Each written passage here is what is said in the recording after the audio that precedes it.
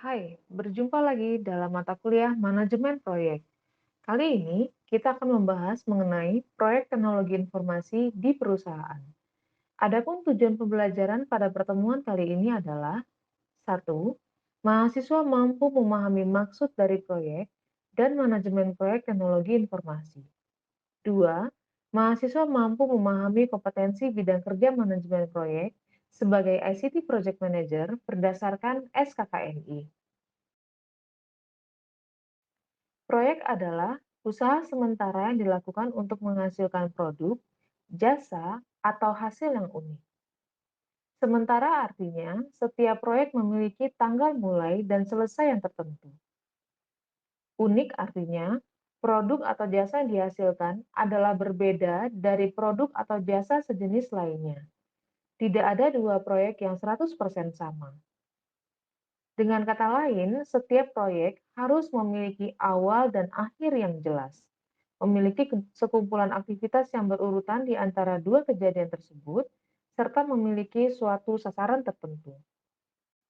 Ciri-ciri proyek: 1. Bertujuan menghasilkan lingkup tertentu berupa produk akhir atau hasil kerja akhir. 2. Dalam proses mewujudkan lingkup yang dimaksud, maka ditentukan jumlah biaya, jadwal, kriteria mutu, serta sumber daya yang diperlukan.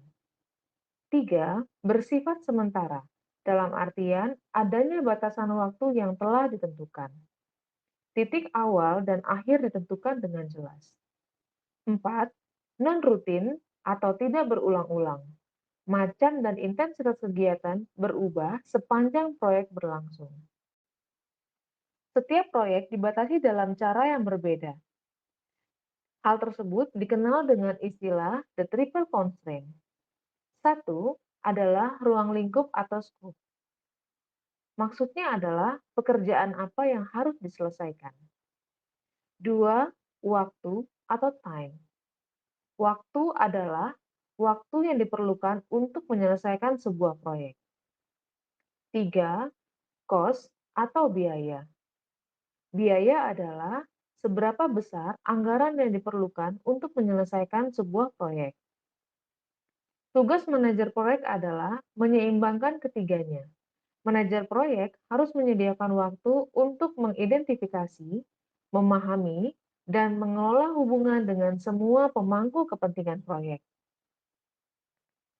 Ada dua bentuk pengerjaan proyek. Satu, swakelola. Artinya adalah suatu proyek yang dikerjakan atau dikelola oleh organisasi atau perusahaan itu sendiri.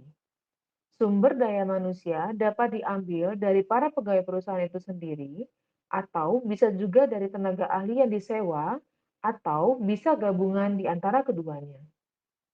Dua, subkontrak. Subkontrak artinya suatu proyek yang diproyekkan, suatu proyek yang dilimpahkan kepada pihak lain atau perusahaan atau konsultan lain untuk mengerjakan atau menyelesaikan pekerjaan tersebut.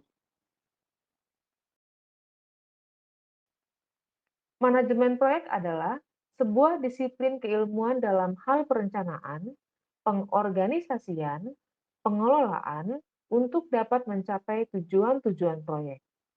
Manajemen proyek merupakan sarana untuk merencanakan, mengorganisasikan, mengimplementasikan, dan mengontrol kegiatan serta sumber daya dalam proyek.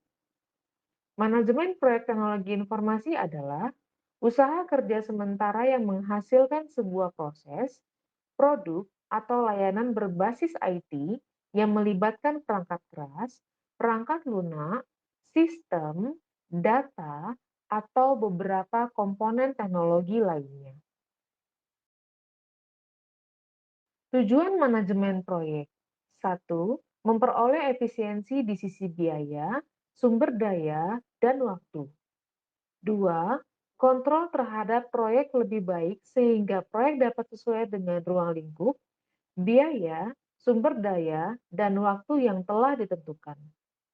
3. Meningkatkan kualitas. 4. Meningkatkan produktivitas. 5. Dapat menekan resiko yang timbul. 6. Koordinasi internal menjadi lebih baik. 7. Meningkatkan semangat, tanggung jawab, serta loyalitas tim terhadap proyek, yaitu dengan penugasan yang jelas kepada masing-masing anggota tim.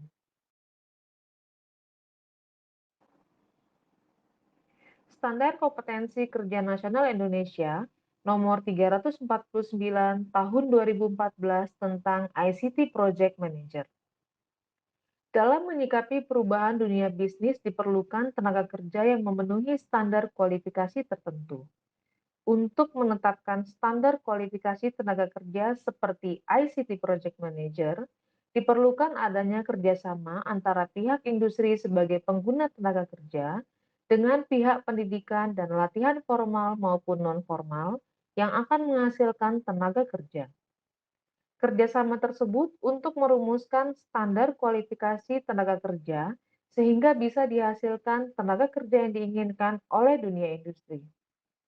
Standar tersebut berisi rumusan kemampuan kerja di bidang ICT Project Management yang mencakup aspek pengetahuan, kemampuan atau keterampilan, dan sikap kerja dalam melaksanakan pekerjaan sebagai ICT Project Manager yang diakui secara nasional maupun internasional.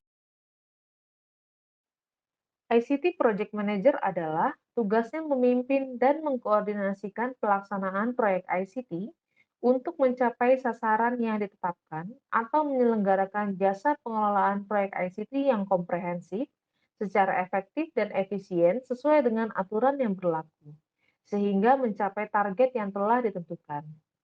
ICT adalah payung besar terminologi yang mencakup seluruh peralatan teknis untuk memproses dan menyampaikan informasi.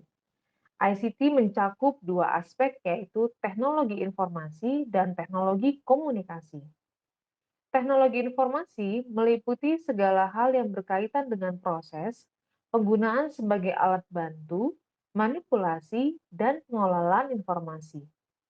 Sedangkan teknologi komunikasi adalah segala sesuatu yang berkaitan dengan penggunaan alat bantu untuk memproses dan mentransfer data dari perangkat yang satu ke lainnya. Oleh karena itu, teknologi informasi dan teknologi komunikasi adalah dua buah konsep yang tidak terpisahkan. Jadi, teknologi informasi dan komunikasi mengandung pengertian luas, yaitu segala kegiatan yang terkait dengan pemrosesan, manipulasi, pengelolaan, pemindahan informasi antar media. Istilah ICT muncul setelah adanya perpaduan antara teknologi komputer, baik itu perangkat keras maupun perangkat lunak, dengan teknologi komunikasi pada pertengahan abad ke-20. Perpaduan kedua teknologi tersebut berkembang pesat melampaui bidang teknologi lainnya. Hingga awal abad ke-21, ICT masih terus mengalami berbagai perubahan dan belum terlihat titik jenuhnya.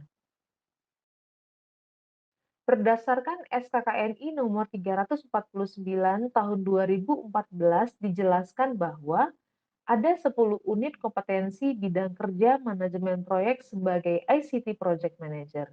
Di antaranya, 1. Mengelola proyek secara terintegrasi. 2. Mengelola ruang lingkup proyek. 3. Mengelola jadwal waktu proyek. 4. Mengelola biaya proyek. 5. Mengelola kualitas proyek. 6. Mengelola sumber daya manusia proyek. 7. Mengelola komunikasi proyek. 8. Mengelola resiko proyek.